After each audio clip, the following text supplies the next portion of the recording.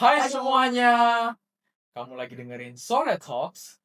Isi soremu dengan penuh makna bersama Divisi Sore.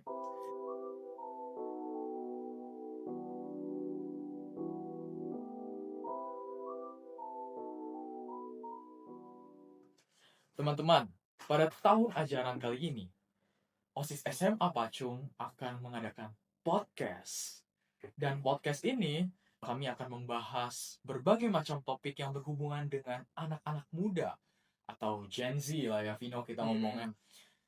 Tapi Vino, aku penasaran nih, kenapa sih podcast OSIS SMA Pacung dinamain Sore Talks? Sebenarnya program podcast ini itu dibuat oleh divisi Sore yang merupakan singkatan dari sosial dan relasi. Oh gitu, biasanya kan namanya divisi humas ya teman-teman. Benar. Tapi tahun ini kita agak berbeda. Oke teman-teman, aku mau tanya Vino, topik yang akan kita bahas hari ini buat episode perdana kita itu apa sih Vino? Topik untuk hari ini adalah perundungan atau yang kita sering kenal itu bullying. Bullying, topik yang agak sensitif tetapi seringkali terjadi di lingkungan kerja atau lingkungan sekolah teman-teman. Oke, kita langsung aja masuk ke pertanyaan pertama ya teman-teman. Vino, menurut kamu apa sih yang pertama kali terlintas di pikiran kamu ketika mendengar kata bullying? Bullying dalam pikiran saya, bullying adalah sebuah aksi yang melibatkan dua ataupun lebih pihak yang akan mengakibatkan kesedihan ataupun membuat satu pihak untuk bunuh diri gitu. Oh, jadinya bullying itu berdampak sangat berbahaya ya terhadap kondisi psikologi seseorang. Kalau menurut aku bullying itu merupakan sebuah tindakan kekerasan yang dilakukan oleh orang yang memiliki kuasa yang lebih tinggi ke orang yang status sosialnya lebih rendah. Dan itu dilakukan bukan cuma 1-2 kali, tetapi secara berulang kali, Vino. Sedih banget untuk korbannya. Iya, kasihan ya korban bullying. Terus Vino, kalau melihat, Vino, aku pengen tanya lagi nih Vino. Kalau melihat lingkungan sekitar kita di sekolah, apakah kamu merasa masih sering terjadi pembulian? Masih sih. Dengan apa yang saya lihat, saya melihat bahwa terdapat siswa yang masih memanggil nama orang tua temannya tanpa menggunakan kata hormat. Contohnya kayak om ataupun tante ataupun ibu gitu. Gitu ya. Secara pengalaman saya juga sering melihat mungkin di circle sendiri, mungkin mereka nggak merasa itu bullying, tetapi tanpa sadar itu sudah termasuk golongan bullying. Contohnya seperti mengejek penampilan temannya atau bercanda gitu secara berlebihan. Nah, mungkin pelakunya merasa itu biasa aja cuma bercanda, tetapi itu udah termasuk golongan bullying. Jadinya kita harus hati-hati teman-teman kalau bercanda. Kita harus memikirkan hati teman-teman kita. Apakah mereka merasa tersakiti mungkin. Jangan bercandain sesuatu yang personal. Jadi kita harus memikirkan, kita harus memiliki simpati ataupun empati. Yes, benar banget. Terus Vino, menurut kamu apa aja sih bentuk bullying yang ada? Menurut saya, bullying ada 3 macam. Pertama itu cyberbullying. Bullying macam ini melibatkan sosial media dan digital. Oh, jadinya mungkin memberikan komentar negatif yang terlalu menyakitkan ya, begitu ya. Gitu. Terus bentuk yang kedua apa, Vino? Bullying secara fisik atau kayak kita menendang orang, Kekerasan fisik, memukul, menendang, mendorong, seperti itu, Vino.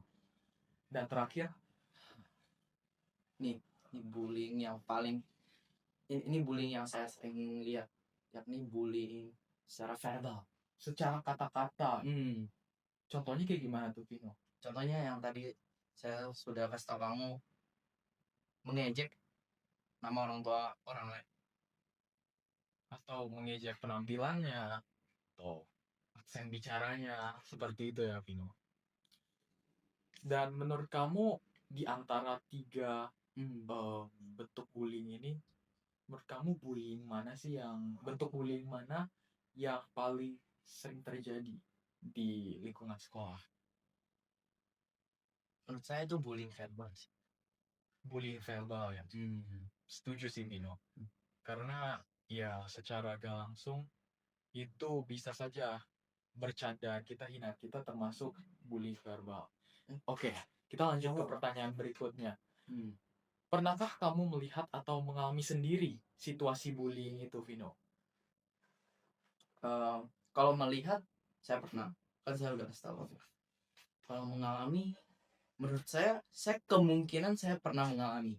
Kayak di perspektif orang lain, saya pernah dibully. Tetapi saya merasa saya baik-baik aja. Dia kemungkinan benar menyakiti saya, tetapi saya tidak masuk dalam hati. Oh, jadinya kamu nggak ambil hati. Iya, ambil hati. Dan kamu nggak ngerasa itu kamu dibully, tapi itu cuma bercanda doang. Tapi kalau aku mah, aku rasa sih aku nggak pernah dibully ya. Karena aku yang bully orang. enggak. Oh, bukan. Saya nggak bully orang. Tapi aku rasa mungkin gak ada yang berani kayaknya sama aku. Oh, karena badan aku kayak gede. Atau sama gigi ya. Atau dibercandain gitu, perasaan kamu gimana waktu itu? Saya sedih. Apa ada perasaan lain, Vino? Saya ingin dendam balik ya. Kenapa dia membuli saya? Kenapa dia gak bukti kamu? Terus Vino, menurut kamu kenapa banyak orang memilih diam ketika melihat bullying terjadi? Mereka gak ngapa-ngapain. Menurut saya salah satu alasan yang penting adalah, atau salah satu faktor yang penting, yakni kemungkinan mereka takut dibully oleh orang tersebut. Setuju banget. Mereka gak mau ikut campur karena mereka takut jadi korban bullying itu. Gimana kalau kamu? Menurut kamu gimana? Mungkin aja mereka juga mungkin kurang simpati atau empati terhadap korban bullying. Mereka gak mau ikut campur, gak mau kena masalah, dan ya begitulah, Vino. Ngerti. Nah, sekarang kita coba lihat dari sudut pandang pelaku bullying yang Vino. Menurut kamu, kenapa sih seseorang sampai bisa melakukan bullying? Menurut saya, kemungkinan dia tidak memiliki rasa simpati dan empati. Jadi dia tidak bisa memiliki perasaan yang sama kepada korban. Benar. Terus apa lagi, Vino? Kemungkinan latar keluarganya, latar belakangnya. Contohnya ayahnya itu orang yang suka memukul dia. Jadi dia memiliki rasa dendam kepada ayahnya, tetapi dia gak mungkin pukulin balik ayahnya. Gak bisa, ya jadinya dia lampiaskan ke teman-teman sekolahnya. Mungkin juga ada murid yang mungkin orang tuanya kerja dari pagi sampai malam, atau orang tuanya sering berantem. Nah, itu juga bisa perlahan-lahan membentuk karakternya jadi kurang bersimpati. Atau juga ada case yang lebih spesial nih, Vino. Ada juga pelaku bullying yang sebenarnya mungkin dulunya korban bullying atau merasa kurang percaya diri, makanya untuk mendapatkan mungkin status sosial lebih tinggi atau kekuasaan, dia malah merendahkan orang lain. Jadi dia mencari kepercayaan dan kekuasaan, percaya diri dan kekuasaannya dengan membuli orang lain. Yes, begitu. Tapi Vino, kamu udah dengar belum berita kasus bullying di Indonesia baru-baru ini? Mahasiswa yang di Universitas Udayana ya? Ya, betul. Almarhum Timothy Anugrah, dia menjadi salah satu korban bullying di Indonesia. Dan menurut kamu, kok bisa sih itu sampai terjadi, Vio? Kemungkinan karena saya juga kurang tahu sih, tapi mungkin kekurangan dia menarik orang bully itu untuk membuli dia. Begitu ya. Dan lebih parahnya lagi, Vino, ada beberapa OSIS-nya universitas atau yang kita kenal sebagai BEM, Badan Eksekutif Mahasiswa, itu terlibat dalam kasus pembulian almarhum Timothy. Jadinya bukan anak-anak nakal nih teman-teman, tetapi petinggi-petinggi universitas dari kalangan mahasiswa Orang sendiri yang udah memiliki jabatan yang seharusnya menjadi teladan bagi mahasiswa lain malah ikut dalam pembulian. benar. Itulah bahayanya bullying ya teman-teman, bisa sampai menyebabkan kehilangan nyawa. Jadi kami ingatkan lagi buat teman-teman, no bullying, stop bullying. Mohon memiliki hati yang Lebih punya empati, lebih dan punya simpati. Ya, memiliki hati untuk merasakan apa yang korban rasakan. Terus Vino, menurut kamu apa cara yang paling efektif untuk menghentikan bullying di lingkungan sekolah? Pertama adalah jangan diam. Jika melihat kejadian bullying, mohon laporkan kepada guru. Yes, benar, aku setuju banget. Karena banyak sekali kenapa bunuh diri bisa terjadi karena kasus bullying. Karena biasanya korbannya itu diam, tidak terbuka, dia simpan semuanya sendiri. Jadi dia kondisi mentalnya itu sampai benar-benar hancur teman-teman. Makanya dia bisa sampai bunuh diri.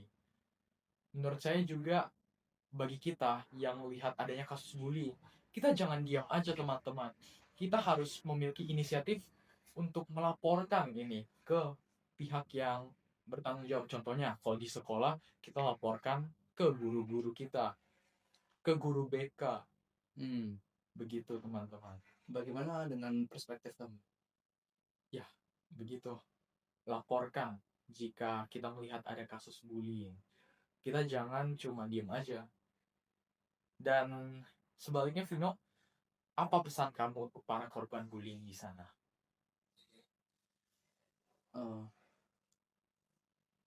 Jika kamu dibully oleh orang lain, maka laporkan hal tersebut kepada guru atau ke orang tua ataupun teman yang kamu percayai.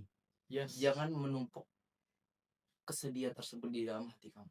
Ya, kalian nggak sendiri ya teman-teman. Kalian bukalah, curhatlah ke orang-orang yang kalian percayai. Contohnya seperti orang tua atau guru teman-teman. Ataupun orang yang kamu percayai. Nah begitu. Jadinya keterbukaan itu adalah awal dari pemulihan. Jangan sampai simpen sendirian, dipendam, nanti malah berubah jadi rasa pahit gitu di hati teman-teman. Oke teman-teman, kami rasa sudah cukup untuk diskusi topik pembulian di episode perdana Sore Talks. Saya harap teman-teman bisa mendapatkan pelajaran berharga dari kasus-kasus yang mungkin sudah terjadi ya di Indonesia dan mungkin di luar sana, di luar negeri. Saya harap teman-teman bisa, yang merasa mungkin bercandanya agak berlebihan, dikurang-kurangnya. Oke. Teman-teman, jangan lupa follow IG OSIS SMA Bacung dan sampai jumpa di episode selanjutnya Sore Talks. Bye bye.